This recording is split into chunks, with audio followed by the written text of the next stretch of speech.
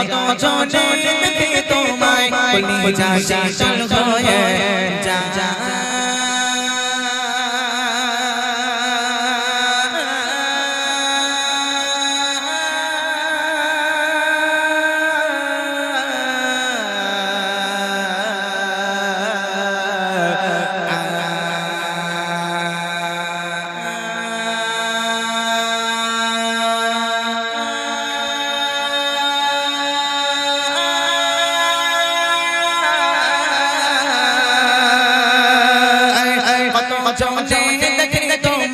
কলিজা শীতল হয়ে যায় জনে দেখে তোমায় কলিজা শীতল হয়ে যায় আমাকে দাও না দিদার আমাকে দাও না দিদার একেবারে ইয়া রাসূলুল্লাহ আমাকে দাও না দিদার একেবারে ইয়া রাসূলুল্লাহ আমার কেউ নেই তুমি ছাড়া সারা ইয়া রাসূলুল্লাহ আমার কেউ নেই তুমি ছাড়া সারা ইয়া রাসূলুল্লাহ বিরাট দিল পুরে ছাড় বিরাট দিল পুরে ছাড় যে আমার ইয়া রাসূলুল্লাহ আমার কেউ নেই তুমি ছাড়া সারা ইয়া রাসূলুল্লাহ আমার কেউ নেই তুমি ছাড়া সারা ইয়া রাসূলুল্লাহ শুধু একবারই দেখিতে চাই জীবনে আর চাওয়া নাই শুধু একবারই দেখিতে চাই জীবনে আর চাওয়া নাই তুমি এই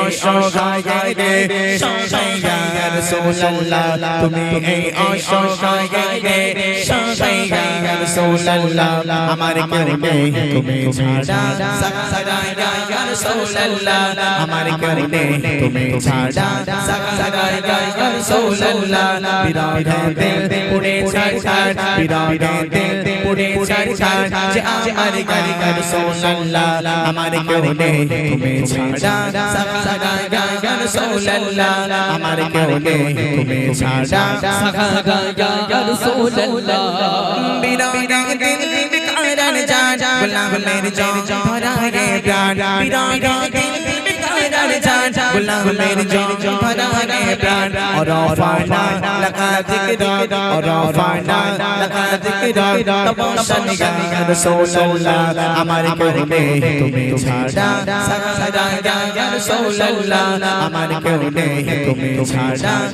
सदा या रसूलुल्लाह बिराट दिल पुरे छाड़ बिराट दिल पुरे छाड़ जे हमारे या रसूलुल्लाह हमारे केहू नहीं तुम्हें छाड़ा सदा या रसूलुल्लाह আমার কেউ নেই তুমি ছাড়া সারা ইয়া রাসূলুল্লাহ কত জনে দেখে তোমায় কলিজা শীতল হয়ে যায় কত জনে দেখে তোমায় কলিজা শীতল হয়ে যায়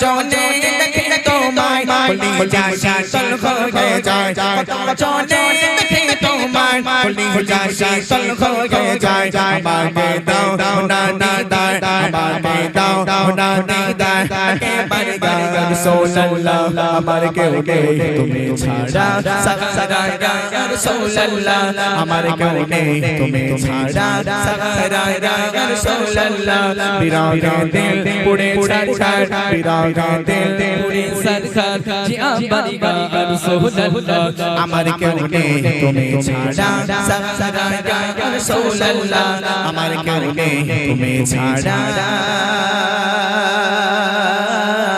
সারা ইয়া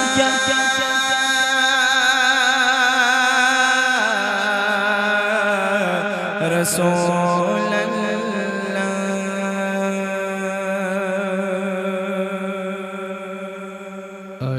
মাশাআল্লাহ মাশাআল্লাহ আমার একটা প্রিয় বক্তা আছে শুনেছেন নাম খোকা মাওলানা নাম শুনেছেন জীবনে এই চাচা জিনা কথা বলেন খোকা মাওলানা নাম শুনেছো এই যুবক ভাই শুনেছো? হ্যাঁ বলে ভাইজান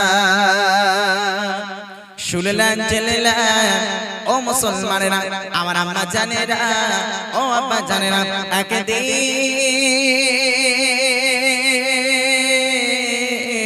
দাদা বসে খাটের পেরে আল্লাহ আমার গোলামের পেরেকে মেলা মাটির মাঝখান দিয়ে যাচ্ছিলেন, আর মাটির মাঝখানে একটি গাভী গরু বাঁধা ছিল, আর ওই গাভী গরুকে দেখে দাদা বসে খাটের পেরে সালাম দিয়েছিলেন।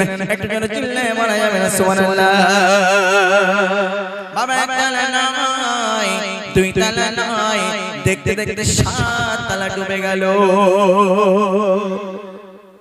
তোরা কি গজল শুনছি আমি বুঝতে পেরেছি। 7 তলা জাহাজ ডুবে মানুষ মরে যাচ্ছে বলে সুবহানাল্লাহ।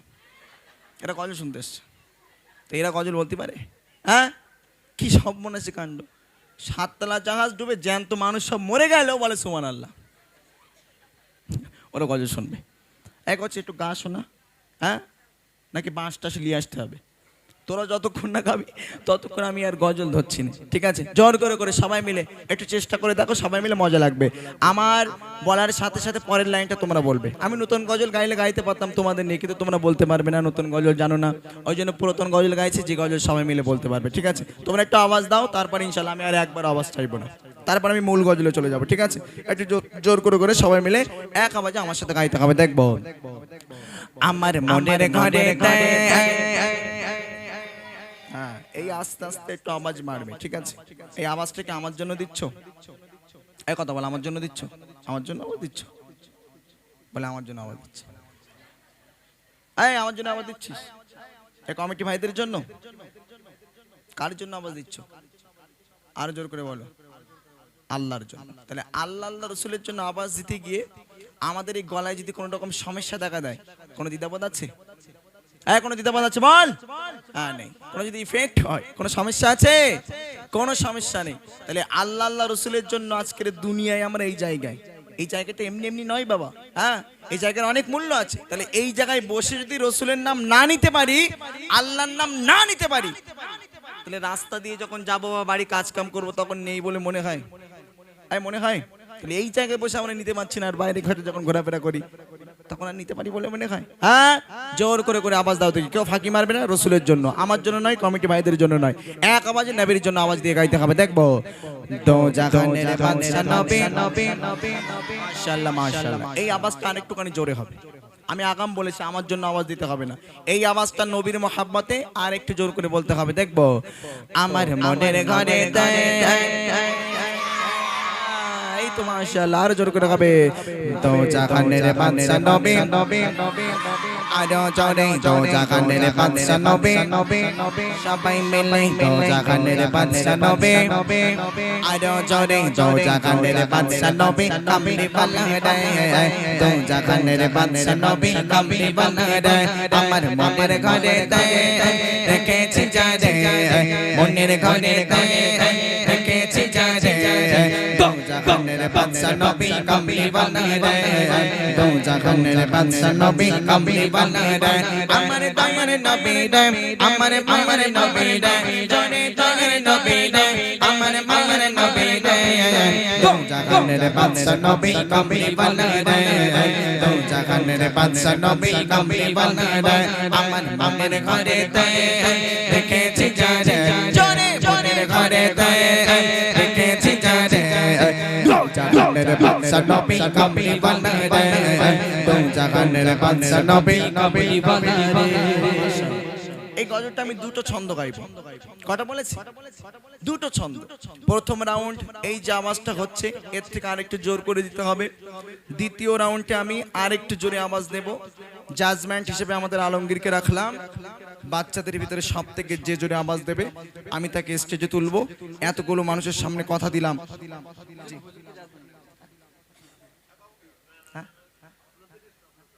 আচ্ছা ঠিক আছে, এই ব্যাগের ভিতরে সেই দামি উপহারটা আছে, আমি তাকে স্টেজে তুলে ওই দামি উপহারটা আমি তাকে গিফট করব। ঠিক আছে, যে পাবে সে তো খুশিতে বাগে বাগ হয়ে যাবে, আর যে না পাবে সে কিন্তু আফসোস করে মরে যাবে। খুব দামি উপহার, তবে উপহারটা নিতে গেলে দুটো ছন্দ গাইবে। প্রথম ছন্দে একটু আওয়াজ দিতে হবে, দ্বিতীয় নম্বরে আর একটু বেশি আওয়াজ দিতে হবে। যার আওয়াজ সব থেকে জোরে হবে জাজমেন্টে রাখা হয়ে গেল, বিচারক বিচার করবে কার নসিবে উপহারটা আছে আমি জানি না, তাকে স্টেজে তুলে ইনশাআল্লাহ এই দামি উপহারটা তাকে গিফট করা হবে। ঠিক আছে, রেডি আছে তোমরা? রেডি সবাই? এইবার জোর করে করে এক আওয়াজে আমার সাথে গাইতে হবে, দেখবো।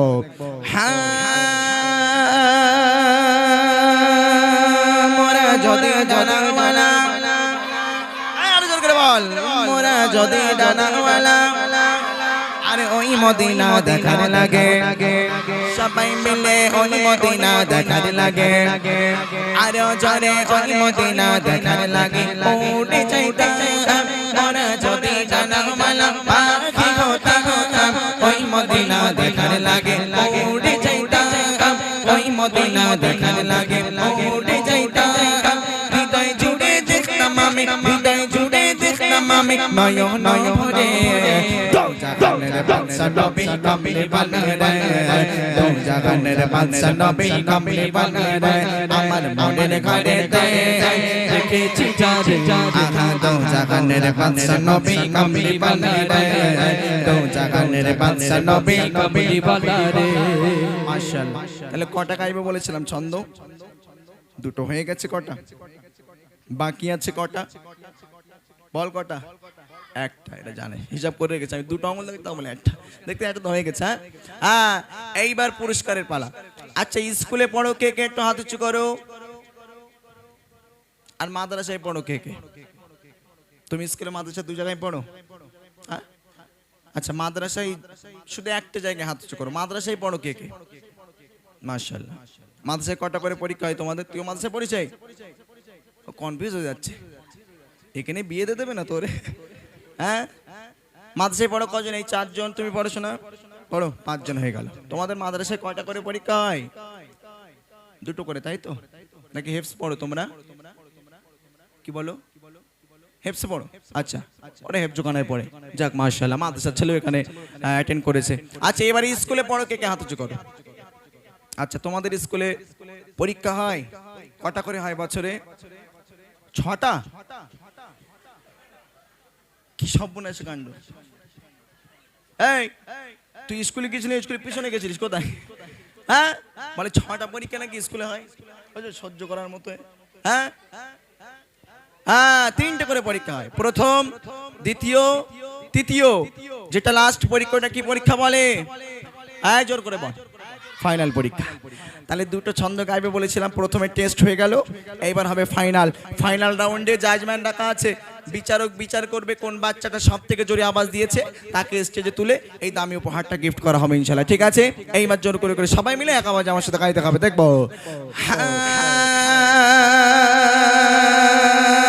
আদি পিতা আদম যখন, আরো জোরে আদি পিতা আদম যখন, সবাই মিলে আদি পিতা আদম যখন, আরে মোদের নবীর ওসিলাতে, আরো জোরে মোদের নবীর ওসিলাতে, আল্লাহ কবুল করে।